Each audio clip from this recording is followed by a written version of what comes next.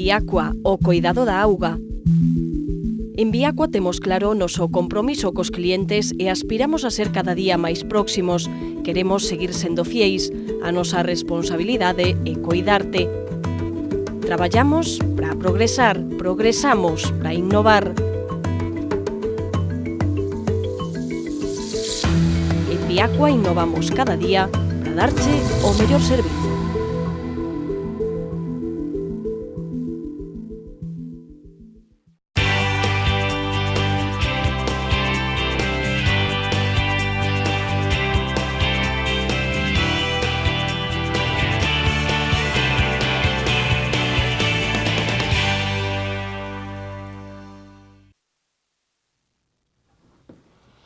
Ola, que tal, como están? Nos preparados para abrir un día máis a tertulia nunha xornada na que o mundo enteiro se solidarizaba co semanario francés Charlie Hebdo tras o atentado de onte no que morreron 12 persoas. Di o presidente Rajoy, dicía hoxe, que non ve risco de islamofobia en España tras ese ataque terrorista de onte, pero hoxe son tamén moitas as voces que alertan do perigo de que se utilice esta masacre para incitar a xenofobia. Bueno, será unha das cuestións que poñeremos hoxe en riba da mesa, como non pode ser doutra maneira, e como estamos comezando o ano, toca tamén analizar como se presenta este 2015 repleto de citas electorais. A primeira, as eleccións en Grecia, que serán seguramente as máis importantes do ano, e do que ali pase, pois dependerá moito o que aquí pase nos vindeiros meses. Bueno, eleccións municipais, eleccións autonómicas en moitas comunidades, eleccións xerais o remate do ano, así que analizaremos como se presenta este 2015. E hai outra cuestión que tamén é noticia estes días, a expulsión do PSOE de Carlos Príncipe, exalcalde de Vigo. Hoxe falaba dese asunto o presidente da Xunta, dicía Núñez Feijóo que cree que os socialistas terían que demostrar con datos que as acusacións de Príncipe sobre supostos casos de enchufismo pois non son certas. Bueno, son cuestións que tocaremos hoxe. Están connosco para facelo o profesor da Universidade de Santiago, Xesús Veiga. Que tal, Suso? Moi ben, benvido. Gracias. A abogada María Sierra. Que tal, María? Hola, que benvida tamén. E o catedrático de secundaria Jano Leis. Hola, Jano. Hola. Benvido. Bueno, pois un placer, xa sabedes, tervos por aquí neste novo ano de tertulias. Bueno, pois a xornada de hoxe está marcada naturalmente por todas as mostras de condena tras o ataque terrorista de onte en París contra o semanario Charlie Hebdo, 12 persoas mortas, un novo ataque contra a liberdade de expresión, unha nova mostra da violencia o atentado contra a liberdade de expresión e o mundo do xornalismo e o mundo do humor, non? Que tamén é moi atacado, concentracións de repulsa en todo o mundo, tamén aquí en Compostela. Estamos vendo tamén a Corporación Municipal Compostela concentrada hoxe diante do Pazo de Raxoi, amosando a súa repulsa. Dicía hoxe o presidente Rajoy que tras este ataque non ve aquí en España risco de islamofobia. Dende logo non están as cousas aquí como en Alemanha, non? A lo menos o que parece, non? Hoxe coñecíamos unha enquisa que di que máis da metade dos alemáns considera que o Islam é unha ameaza, non? Onte había manifestación en Dresde, como xa veu habendo en recentes datas,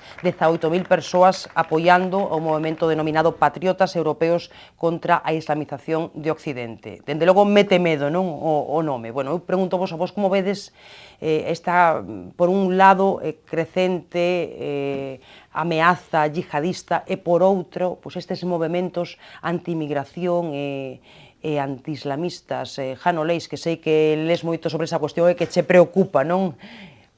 Bueno, vamos a ver, si efectivamente creo que é un fenómeno preocupante, un fenómeno moi complexo e de solucións tamén moi complexas. Isto de que en España non haxa islamofobia, bueno, eu creo que a islamofobia está aí, latente, e mesturado con eso que se chama tamén xenofobia, que tamén aí está latente. O mellor igual é que non hai tampouco encuestas ou estudios de opinión ao respecto, pero seguro que afloraría. É certo que quizáis o problema, tal como se manifesta na sociedade francesa e en outras sociedades europeas, quizáis non, porque tampouco a presenza, vamos a decir así, de xente de procedencia, sobre todo magrebí, porque creo que o problema está máis asociado coa inmigración magrebí que co problema puramente islámico, non? Bueno, quizáis non se manifeste coa mesma contundencia e coa mesma gravidade, Porque tamén é certo, e este é un problema que en algúns puntos da xeografía española sí, un problema que está aí planteado, e, bueno, creo que, por exemplo, en Cataluña hai agromos, moitas veces hai gromos deste tipo de polémicas, ou polo menos aí está. Pero claro, no caso francés, eu creo que é un caso especial incluso dentro da propia Europa, porque todo está relacionado á inmigración magrebí, relacionado con problemas tamén de certo aillamento, de desintegración social.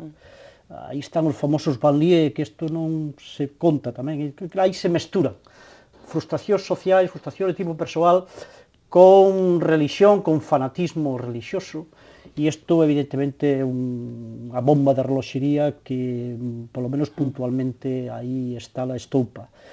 E que, bueno, que nos vamos ter que acostumbrar probablemente na sociedade occidental a que puntualmente este tipo de problemas se instalen, e o tema está agora en como tratar de afrontar este tipo de problemáticas, e eu creo que hai que afrontarlas con moitísima serenidade e con moitísimo sentido común, e non agudizando as contradicións e dando munición para a polarización de posicións e para que precisamente o efecto contrario, que ao final é un efecto puramente multiplicador e que o único que fai é bueno, pues agravar a situación e alonxar a solución do problema, que, insisto, non é un problema fácil de resolver, polo menos a curto e medio prazo. Ten toda a razón Jano no que di, non? Un problema complexísimo, Suso. Entendo que concordarás en moitas das cousas que apunta Jano, non? Sí, que o problema é complexo, estou de acordo. Que o perigo de rexeitamento do outro, do étnicamente diferente ou do religiosamente diferente, digo, práctica religiosa diferente, ou, en fin, até diría eu, do que ideolóxicamente diferente, ese é un perigo latente, diría, en todas as sociedades de composición étnica heteroxénea ou racial. Eu creo que no caso do Estado español, aceptando que o perigo non está, digamos, non está fora da sociedade, que non hai risco cero nese sentido, ni moito menos, pero si houve aquí unha experiencia que foi lembrádevos o 2004, o famoso atentado de Atocha. Foi un atentado gravísimo, casi 100 mortos, indiscriminado, cuya autoría finalmente soubose que estaba vinculado a grupos yihadistas tamén. O perigo de que houbera nos meses e anos posteriores unha reacción, digamos, contra a xente de religión islámica ou contra, digamos, os inmigrantes de orixe magrebí, era real. Afortunadamente non se rexistrou un fenómeno serio nese sentido. Pudo haber aquí e alá episodios dese tipo, pero non houbo, digamos, non se abriu unha etapa nova preocupante nese sentido. Isto non hai vacinas, daquelo non provocou ningún efecto, en calquera momento pode provocalo. A situación francesa é, sí, é parcialmente diferente. Téñase presente tamén, claro, aquí hai, que Francia, por exemplo, como Estado, digamos, ten unha participación moito máis activa nos conflictos no mundo africano ou no mundo árabe, onde, digamos, non é que xustifiquen as accións, que son injustificables en todo caso, pero alimentan no propio interior da sociedade francesa ese fanatismo que pode derivar no terrible suceso de París. Aquí eu creo que hai un problema. O problema ten varias aristas, podemos entrar. Unha delas que a mí me preocupa é nunha sociedade como a francesa, ou eventualmente a do Estado español, onde hai, efectivamente, unha composición étnica diferente, plantéxase un problema, o famoso problema da integración, ou, digamos, da creación dun marco interno de consenso entre persoas de orixes étnicas e religiosas diferentes. Teñanse presente que os presuntos autores do asesinato de París son xóvenes criados en Francia, que naceron ali e criados ali. Claro, pasaron supostamente polas escolas francesas. Son as escolas laicas, unhas escolas, digamos, na bella tradición republicana francesa, coa que eu identifícome bastante, pero isto revela, e tamén o que decía fai un momento Jano dos banlieues, digamos, dos arrabaldos de moitas cidades, das grandes cidades francesas, que son moi problemáticos. Isto revela un certo fracaso, vamos a decirlo así, non vou decir canto de fracaso, pero un certo fracaso nese proceso de integración. Algo se está facendo mal, Francia e en xeral, digamos, na Europa occidental, cando un problema que se sabe que existe dende hai tempo, digamos que hai moitos autores que teñen falado del, que está até certo punto estudiado, pois non se teña acertado exactamente. As ondas de violencia que houve en París fai varias Sí, que periódicamente regresan.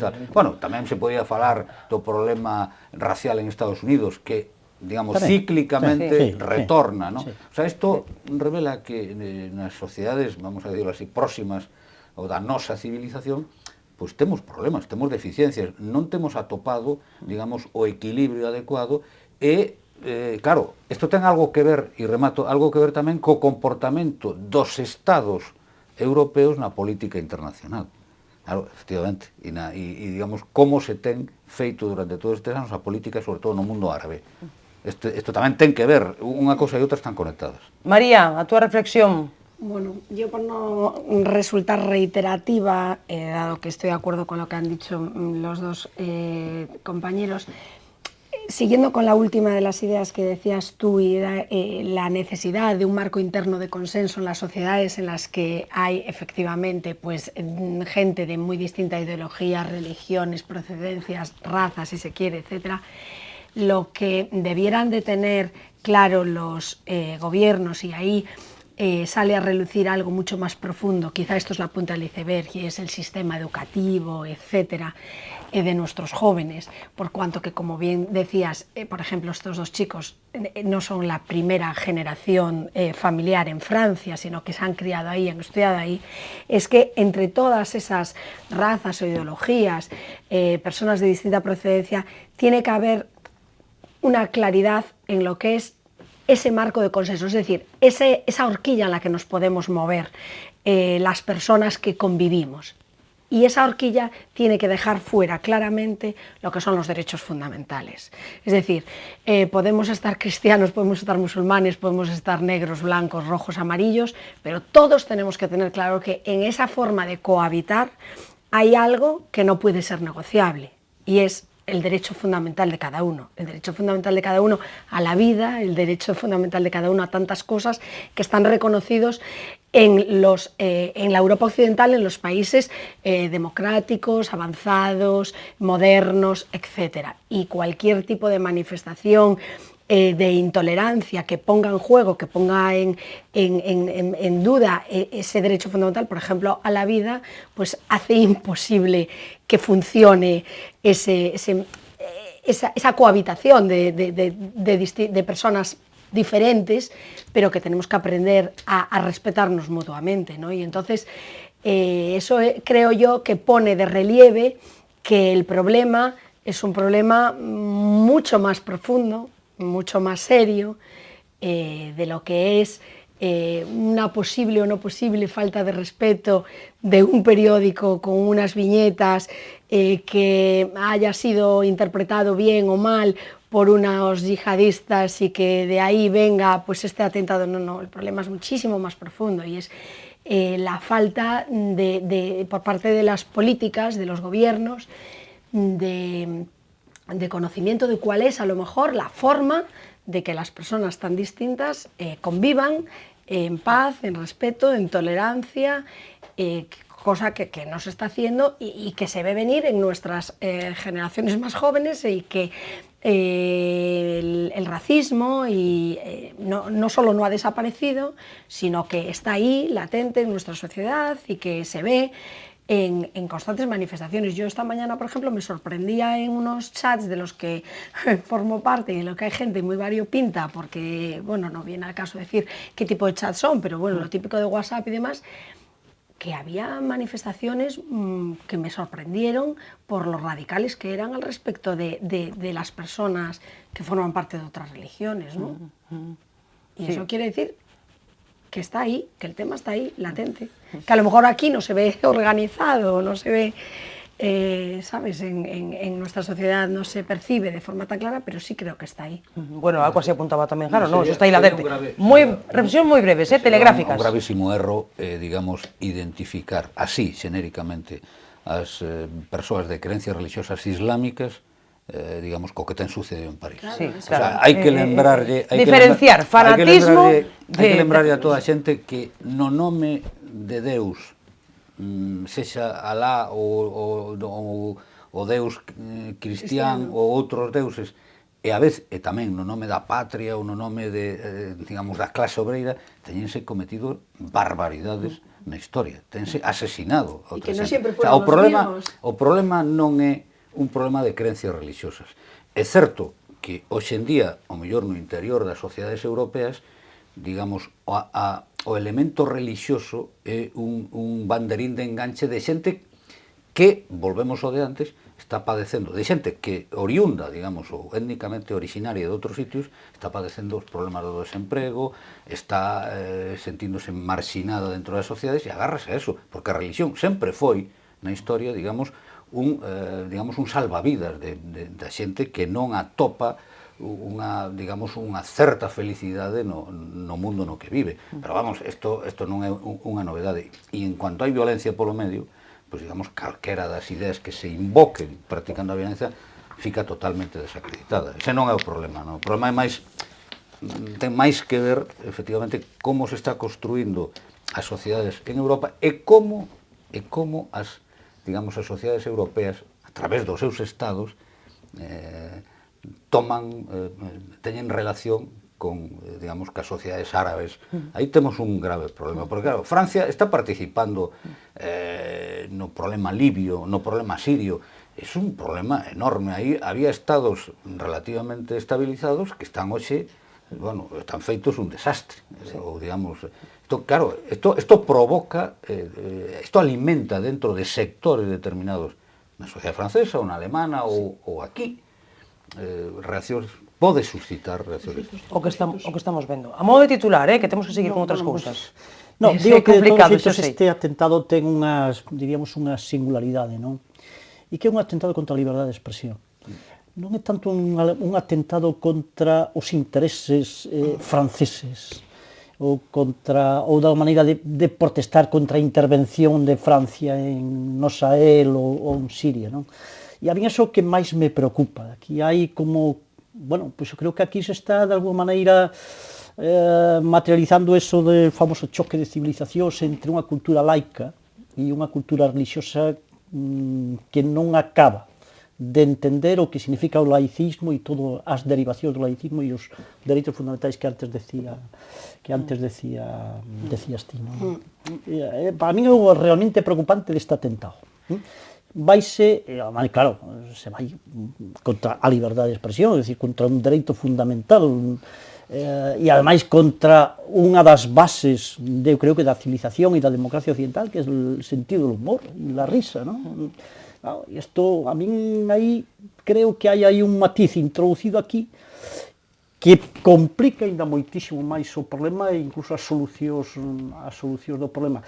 E o que é curioso é que, ves, que hai unha presencia islámica moi forte, por exemplo, turcos en Alemania, e este problema en Alemania, esta violencia, estáse dando por parte dos alemáns, pero non se está dando polos islámicos. Non hai atentados terroristas de turcos islámicos en Alemania. En cambio, sí se están expresando, sobre todo, fundamentalmente en Francia, e os protagonistas son fundamentalmente magrebíes, co cal non quero estigmatizar tampouco os magrebíes, nem moitísimo menos, porque quer decir un fenómeno complexo. E, bueno, lo que decía Sus, non? Vamos, isto de culpabilizar ao islamismo. O islamismo é unha religión tremendamente plural, moito máis plural do que nos parece. Eu fai pouco estive en Turquía e de repente vin unha grandísima manifestación ali de turcos islámicos que estaban protestando precisamente contra as políticas de homoxeneización islámica que estaba insuflando o actual presidente. E eran, bueno, claro, logo me entero que é unha secta, que non é unha secta, é un grupo de varios millóns de fiéis desa interpretación interpretación do islamismo que é unha interpretación absolutamente laica, que hasta nin creen nun dios único, unha cousa curiosísima, e ali estaban manifestándose precisamente contra as políticas do presidente turco de intentar impoñer bueno, intentar restaurar outra vez o islamismo como religión oficial, etc. A ver, María, a modo de titular, que temos que pasar a outras cousas, porque non chegaría programa nin 2 nin 3 para tocar todas as aristas que ten esta cuestión, non? Como decía Suso, moitísimas, un tema moi complexo. Yo lo que pretendí decir en mi intervención anterior fue un poco lo que decía ahora Jano, que con independencia de que por supuesto no cabe duda de que la situación internacional, la intervención francesa, etcétera, pues puede influir y ser un caldo de cultivo para determinadas cosas, el análisis humilde que yo hago en concreto de este atentado, yo no creo que tenga tanto que ver con una cuestión institucional, por decirlo de alguna manera, como con una reacción de unas personas que en nombre de su Dios pues ven, atacan a un derecho fundamental que está reconocido en ese país y en tantos otros países pues democráticos, modernos y demás, lo cual quiere decir, y por eso decía yo, que no entienden el juego de ese marco interno que tiene que haber de consenso entre todas las civilizaciones que forman parte de que conviven, y que esas violaciones de los derechos fundamentales que se producen en otros países, porque se están produciendo en otros países, las llevan a aquel país al que ellos se van 2 y 3 y 4 generaciones después. Y eso es lo que a mí me llama la atención, el hecho de que lleven tanto tiempo arraigados en un país y luego te des cuenta que es como si los hubieses dejado caer en un país desde, bueno, pues desde un helicóptero, desde un avión, o sea, que están ahí y que están ahí desde hace generaciones, pero luego no forman parte intrínseca del país, porque no saben, no entienden el juego de lo que supone ese país. La marginación social yo creo que es un factor importante también. Sí, claro, evidentemente. Lo que él decía de que se sienten al margen, de que no llegan a sentirse, forma parte... Y ven a cultura occidental como algo como que les agrede. Como un ataque. ¿No? Bueno, estamos pendentes do que pasa en París, do que pasa en Alemanha, do que pasa en Grecia, porque están en campaña electoral, temos eleccións nada nuns días, e do que ali pase, pois dependerá moito, non? O que pase aquí nas citas electorais que temos neste 2015, nas enquisas vai por diante a coalición Syriza que lidera Alexis Tsipras, non con moita vantaxe, pero sí na de hoxe, por exemplo, 3 puntos, non? de vantaxe. Bueno, estamos pendentes do que vai pasar ali, das consecuencias que vai ter, de como vai influir iso aquí no panorama político no Estado español e do que vai pasar, do que pasaría con Podemos, non? A forza de revelación aquí triunfadora nas enquisas, non? Vos que sensación tedes? A ver, Suso Veiga, ti crees que é posible que finalmente Syriza chegue ao poder? Pode ser, inda que todo está moi apretado e se chega a formar goberno, supoño que non será cunha amplia maioría, digamos, terá unha maioría relativamente curta, pero é posible porque, polo que se ve en Grecia, hai 2 fenómenos, a práctica desaparición do Partido Socialista, isto é unha diferencia, por exemplo, co caso español, claramente, e un segundo fenómeno é que ali houbo xa, digamos, 2 experiencias gubernamentais da dereita grega que non foi capaz, a pesar de ter unha interlocución moi boa, moi directa coa troika, co goberno alemán e coa Comisión Europea, non foi capaz, digamos, de endereitar suficientemente a situación económico e social de Grecia, que está mal, sigue estando mal, mesmo algo peor do que estaba anteriormente. A pesar de que tamén houbo, e aquí convén non esquecelo, xa unha quita, houbo xa unha reducción da débeda, pactouse unha, digamos, unha diminución da súa débeda. Eu creo que de cara ás eleccións gregas vai haber, vai a ser un laboratorio, en parte, do que suceda en Europa a partir dese momento. Eu creo que hai sectores, sobre todo no goberno alemán, interesados en facer de Grecia, ou das eleccións gregas, un toque de atención, non tanto para Grecia, sino para outras, para outros países, entre outros España. Entre outros España, claro. Bueno, pero non creo que, e creo por outra parte, que o que ocurra, se gana Siriza, nos meses seguintes, durante todo este ano de goberno desa coalición de esquerdas, pois pode dar lugar, curiosamente, a que diminúa o temor ou o medo que se ten creado, ou que se pode crear en sectores da opinión pública española, por exemplo, sobre a conformación dun goberno diferente de esquerdas, vamos a decirlo así, do Estado español. O sea que pode darse as dúas cousas, veremos.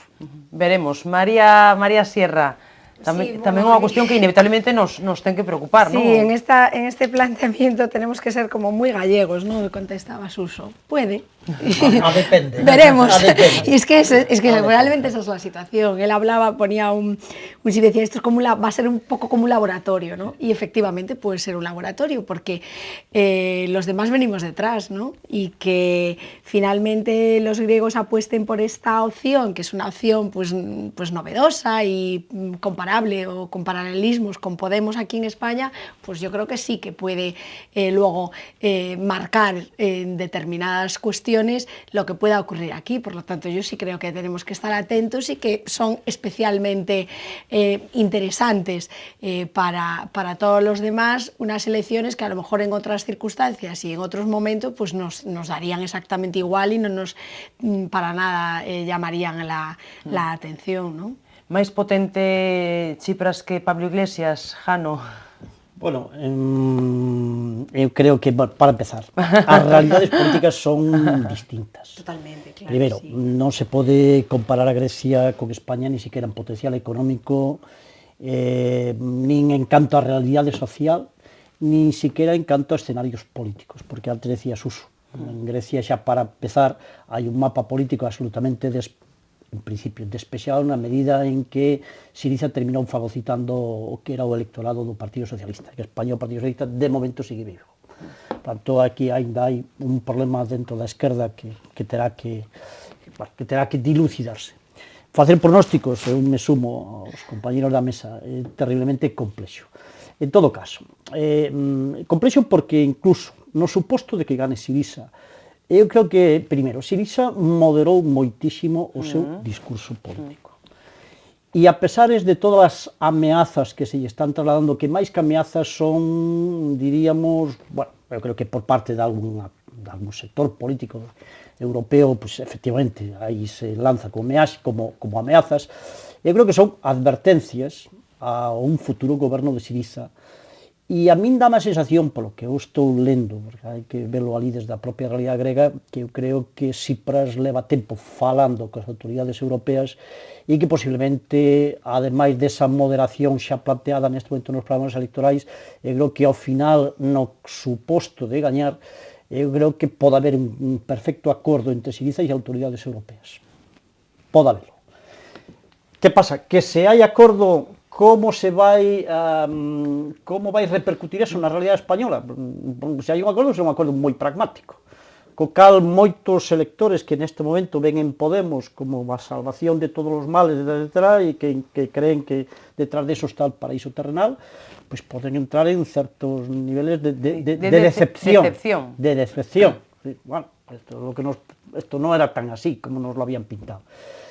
E se non hai acordo, evidentemente, creo que se non hai acordo, me parece que os efectos poden ser incluso máis negativos para a opción de Podemos aquí. En todo caso, que si é certo, que o que pase en Grecia, eu creo que dunha maneira ou de outra vai influir decisivamente nos resultados políticos electorais aquí en España. Eso non teño a menor dúbida. En que sentido? Non o sei. Algún titular máis que temos que ir a publicidade de case, seguimos moi mal de tempo. Moi breve, moi breve. Eu concordo en que Siriza e concretamente Alexis Tsipras está efectivamente tendo xa relacións, contactos e que un eventual futuro goberno de Siriza ofrecería unha saída de negociación, de posible acordo ás autoridades europeas. Eu o que non teño tan claro é que, concretamente en Alemania, digamos, que é o poder dominante dentro da Unión Europea, cal sería a actitude ante esa oferta de Siriza? Porque eu creo que o que máis lle preocupa ás autoridades alemanas non é tanto a Grecia, porque económicamente Grecia é pouco. preocupanlle máis outros países do sur de Europa. Que venimos detrás. España, Portugal, España, Italia. Portugal. Entón, claro, si aí vai estar a clave. Si ese poder alemán entendera que concederlle algo a Siriza podría ser problemático porque entón podría, digamos, beneficiar a formacións políticas que neses países postulan cousas parecidas, pois o mellor mantería unha negativa, non tanto pensando en Grecia, sino pensando no resto, e diría, non, eu vou establecer unha belixerancia máxima como aviso a navegantes, para que se vexa que quen goberne como eses non vai ter saídas. Entón, eu creo que a pelota vai estar máis, despois do 25 de xaneiro, vai estar máis no tellado da señora Merkel que no tellado de Siriza. Como tantas veces, non? A aposta que vai haber un acordo. Xa sei que esas concesións, Alemania non pode facer grandes concesións, eu estou de acordo, pero que ao final ten que haber un acordo. E eu creo que vai haber un acordo.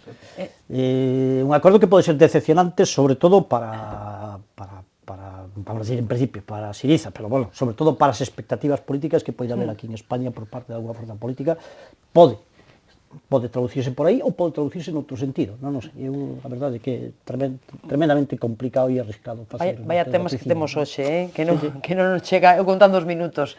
María, algunha reflexión máis? No, es que son apreciaciones que nacen en realidad de hipótesis, ¿no? Son muy subjetivas, quiero decir, no podemos aventurarnos a saber lo que va a pasar, pero quizá el perfil de votante de Podemos más, ¿cómo lo diría yo? Pues que están más idealistas, efectivamente, más utópicos, se verían claramente defraudados si ocurre lo que Jano acaba de narrar, ¿no? Y eso tendría una traducción en número de votos inevitable. Que si tivéronamos a solución non estaríamos aquí. A cambio do que decides vos, tamén hai un sector, tamén os inquéritos din, os estudos de opinión din, que esa formación Podemos está tendo máis expectativas no chamado electorado de centro, máis das que cabía esperar hai uns meses, e, por tanto, son sectores moderados, que hoxe se poden sentir un pouco reticentes polo medo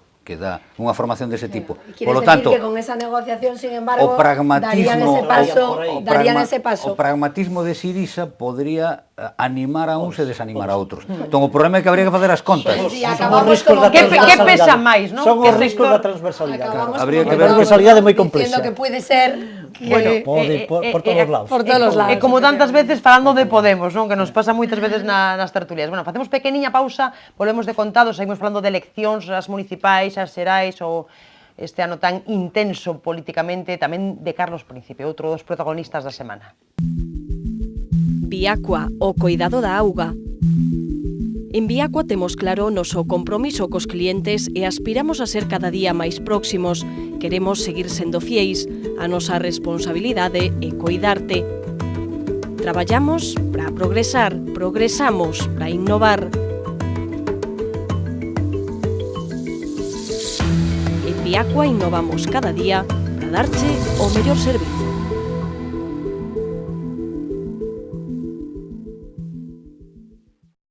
Seguimos en tempo de tertulia, hoxe na compañía de Jano Leis, de María Sierra e de Suso Vega. Temos 18 minutos de programa, enredamos moito na primeira parte con cuestións certamente, como dicíamos, moi complexas. Temos pouquiño tempo, pero quero pedirvos unha reflexión sobre as citas electorais deste ano. Falamos das eleccións en Grecia antes da publicidade. Temos municipais o 24 de maio, temos eleccións xerais, non sabemos cando, pero imaginamos que cara a novembro ou decembro. Bueno, pois é un ano, como dicíamos, políticamente moi intenso e hai moitas especulacións. Hoxe pídovos que saquedes, como dicía alguén na publicidade, a bola de cristal, non? Para facer un pouco especulacións, pero é o que nos toca, non? Nos vindeiros meses, pensando en que vai pasar despois deses días de eleccións, non? O día seguinte, como se configuran os gobernos, que impacta con quen. Bueno, isto está dando moito lugar a reflexións encontradas en unha gran coalición PP-PSOE, o PSOE pactando con Podemos. Bueno, non sei vos que pensades ao respecto de como se presenta este 2015. Respondemos á galega, non? Quen sabe, non? De calquera maneira, Suso. Non, Moitas incertezas. Ademais das citas que enumerache, hai outras dúas que poden suceder, as eleccións en Cataluña adiantadas Efectivamente. e eventualmente unhas eleccións en E Andalucía. en Andalucía. Co cal completa xa unha sobredosis de citas electorais da cal non sei como imos sair. Pero, claro, que pasa? Que a incerteza deriva de que todo parece indicar que imos asistir a un cambio no mapa político. Non sabemos exactamente cal vai ser o alcance do cambio. A partir de aí, claro, é moi complicado manexar hipótesis posteriores ás eleccións porque ese escenario non o viramos antes. Si sucedera o que sucedeu até o momento, poderíamos pensar, por exemplo, no ámbito das eleccións xerais, que un desgaste do partido gobernante nos últimos anos, ou seña do Partido Popular, daría paso a, digamos, a conformación dun goberno encabezado polo líder do Partido Socialista, con máis ou menos apoio, dependería, digamos, da aritmética parlamentaria. Pero si isto non vai ser así, porque eventualmente hai digamos, un grupo de tres forzas políticas e non de dúas, con a xerarquía entre elas, o mellor o Partido Popular máis votada, e depois tal vez o Partido Socialista, despois esta que aparece Podemos, pero todas relativamente próximas, e polo tanto non hai unha maioría clara, e non hai combinacións no Congreso dos Diputados claras para conformar gobernos, entón entraremos nunha fase inédita. Entón aí, claro, tense barallado a hipótese dun acordo, dun gran acordo entre Partido Popular e Partido Socialista. O Partido Socialista Que o PSOE desbota xa de plano, non? Nega, entre outras cousas, porque se o acepta pode ser o comezo do fin, digamos, das súas posibilidades electorais.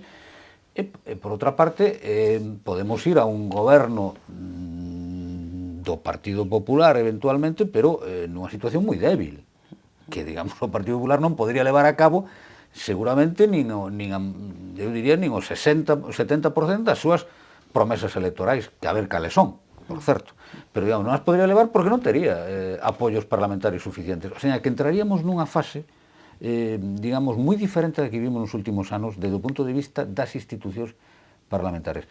Nos concellos, bueno, isto é máis complicado porque aí xa hai 40.000 problemas, o sea, situacións que poden ser moi diferentes. Nas comunidades autónomas si pode ser, como antes falábamos tamén de Grecia, un laboratorio do que vai suceder despois nas eleccións xerais. Porque vai haber algunhas comunidades autónomas, estou pensando na Comunidade de Madrid ou na de Valencia, sobre todo nesas dúas, onde sexa interesante comprobar como reaccionan os principais partidos o día seguinte, porque iso pode dar un indicio de como reaccionarán despois cando se produzan as eleccións en novembro ou decembro deste ano. María, Jano, vos que aportades? Bueno, vamos a ver, en primeiro lugar, non sei se estamos falando de eleccións xerais ou estamos falando de eleccións municipais.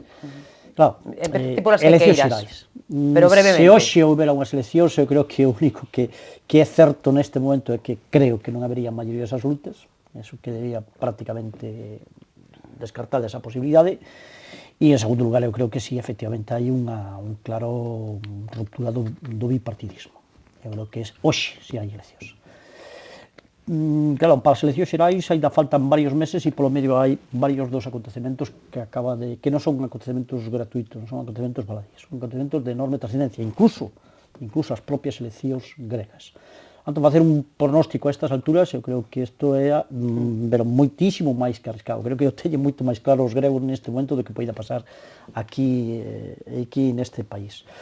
Con respecto ás eleccións municipais, eu creo que Suso ten toda a razón do mundo, é dicir, eu creo que eso vai ser, vai haber tal cantidad de casos particulares e incluso ás veces de difícil control por parte dos poderes políticos centrais á hora de definir ou de ultimar solucións. Pode haber combinacións incluso do máis variopinto. Claro, Por outra parte, ainda tamén non está claro que forzas políticas se van presentar, porque isto tamén é outra cuestión. Sí, moitas cousas por definir aínda, non? Ainda non o sabemos que é o que vai pasar. En todo caso, tamén quero dicir a cuestión, cando se fala, bueno, cando se lanzan certas,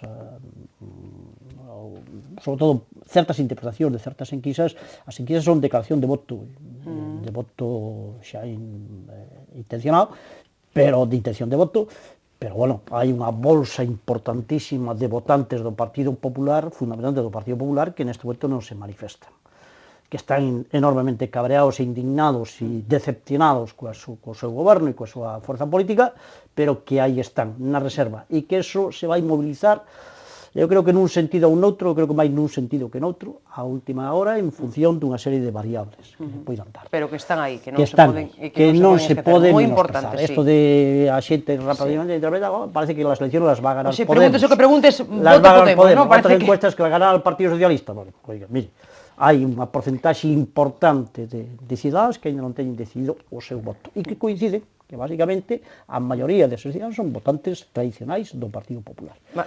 E logo, pois, bueno, para as próximas eleccións xerais, en función do que ocurran aquí, toda esta serie de acontecementos, pois o único que me parece que se pode adiantar iso, que non vai haber maiores luta. Quen vai gobernar? Pois a verdade é que, sinceramente, non o sei. Creo que está descartado un goberno Partido Socialista, Partido Popular, e creo que iso hai que descartalo. Outra cousa é que, dependendo da forza que poida ter o partido mayoritario, quen sexa o partido mayoritario, que eu particularmente, e aquí me lanzo máis a Cristina, creo que ao final vai terminar sendo o Partido Popular, bueno, pois é certo que hai toda unha serie de retos, de desafíos, de reformas que hai que fazer neste país que van a exixir consensos máis amplos, moitísimo máis amplos que o Partido Socialista e o Partido Popular, e que incluso máis alá de Podemos, para sacar este país adiante, porque senón, bueno, seremos paralizados. É unha situación, en todo caso, enormemente complexa, difícil, pero ao mesmo tempo moi atractiva. Al menos para as tertulias. María. Sí, yo decía eso, justo cuando él terminaba yo empezaba diciendo que resulta verdaderamente atractivo, ¿no? Por la cantidad de incertidumbres que hay y porque los escenarios pueden ser absolutamente diferentes, variopintos, y por lo tanto nos hace que tenga ese interés que en estos últimos años atrás lamentablemente no tenían, ¿no?, las elecciones que ha habido, por el desgaste de los partidos y por la falta de interés que mostraba la política y los políticos a los ciudadanos, ¿no? La entrada de Podemos hace que, como ha dicho Jano, el bipartidismo desaparezca y no cabe duda, pero habrá que ver en el último momento cuánto de Podemos hay. Que va a haber Podemos es obvio, que va a tener una entrada importante, considerable también, que no va a ser una entrada anecdótica, pero cuánto de Podemos vamos a tener, porque eso claramente va a decantar el posible futuro gobierno, ¿no? Y a nivel municipal ahí sí que ya va a ser tan casuístico como lo es mi profesión, ¿no? Igual que decimos que no hay un procedimiento judicial igual a otro, aquí yo creo que casi podemos decir que no va a haber un ayuntamiento igual a otro, porque las combinaciones pueden ser inmensas, múltiples. No sabemos siquiera quiénes se van a presentar, ¿no?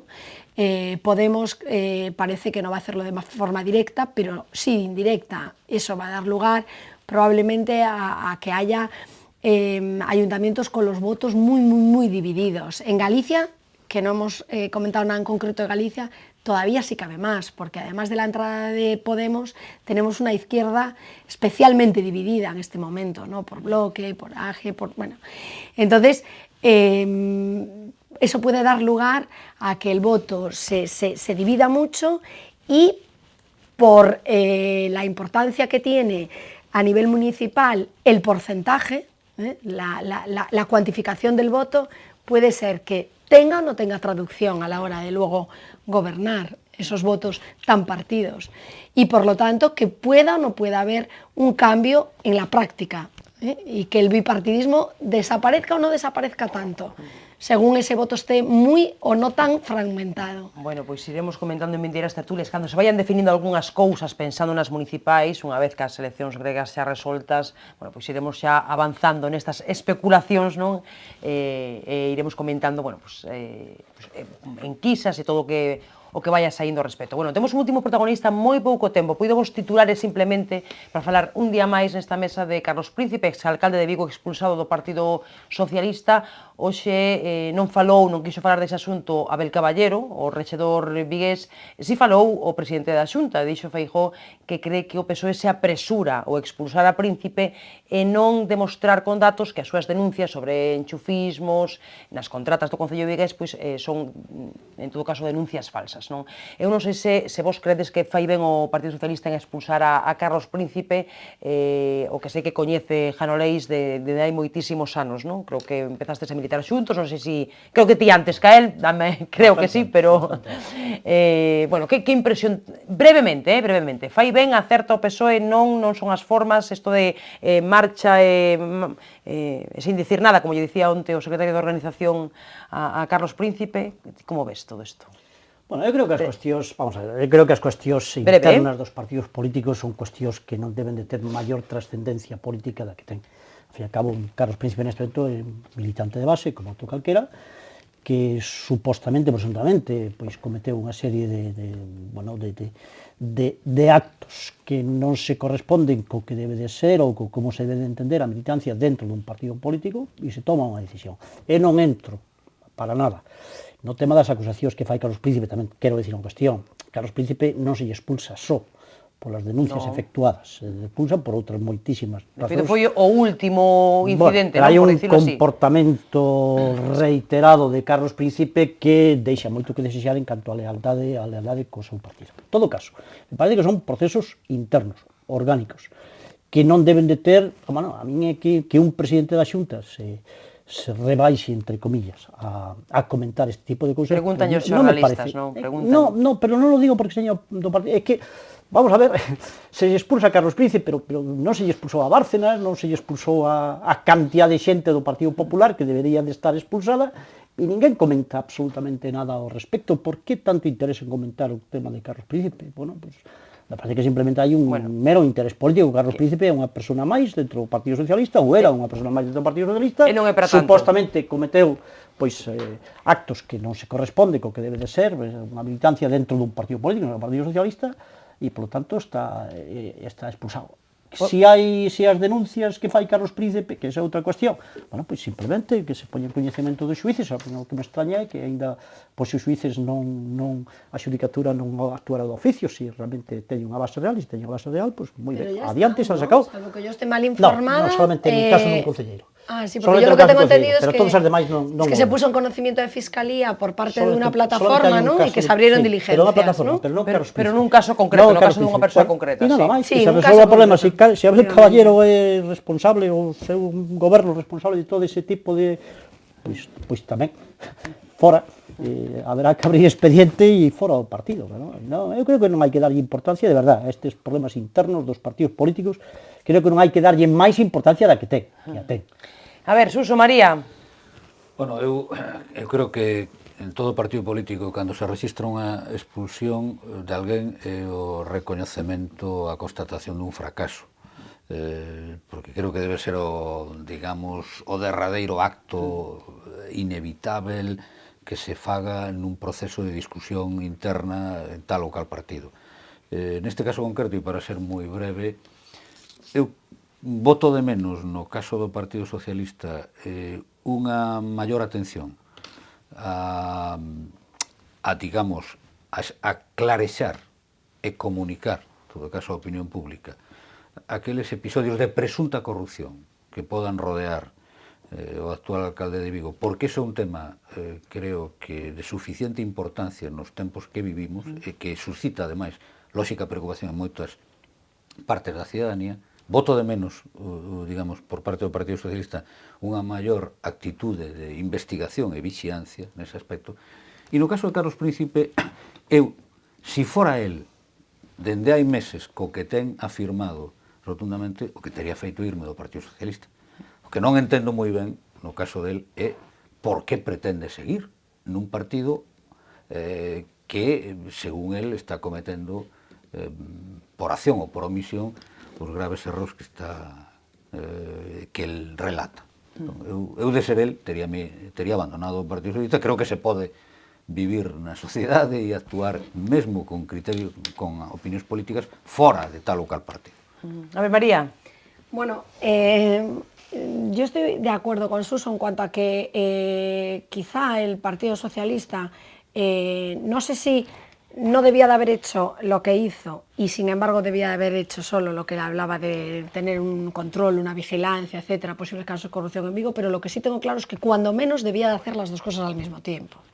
Es decir, probablemente debía de haber expulsado a esta persona en la medida en que es un poco contradictorio, ¿no? Un poco chocante que como militante de un partido públicamente a través de medios de comunicación esté haciendo no un anecdótico, sino una constante crítica y puesta de manifiesto de casos y de situaciones y de actos y de hechos que son pues de ser ciertos de clara gravedad, y eso pues no debe de hacerlo un militante de ese modo, pero debiera entonces de acompañarlo, es decir, por una parte expulsamos a esta persona por su comportamiento, pero por otra parte, como partido político manifestamos que nosotros de oficio vamos a hacer un seguimiento de esos hechos supuestamente delictivos, nosotros ponerlo en conocimiento de Fiscalía, nosotros incluso como parte interesada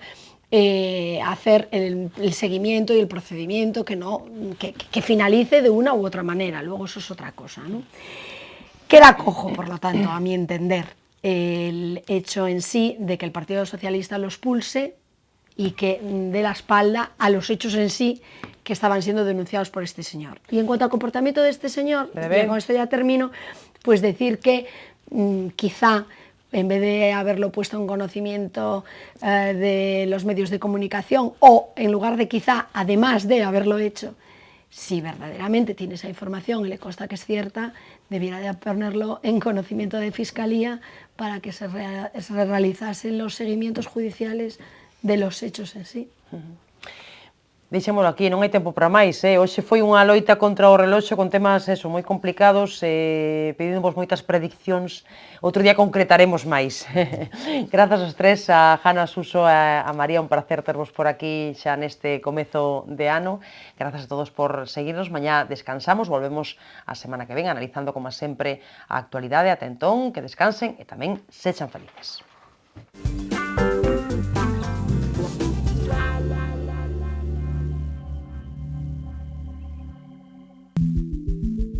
Viacua, o coidado da auga.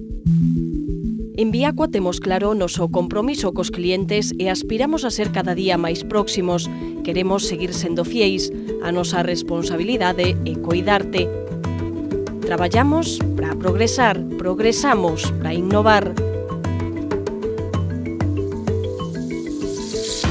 En Viacua innovamos cada día para darche o mellor servizo.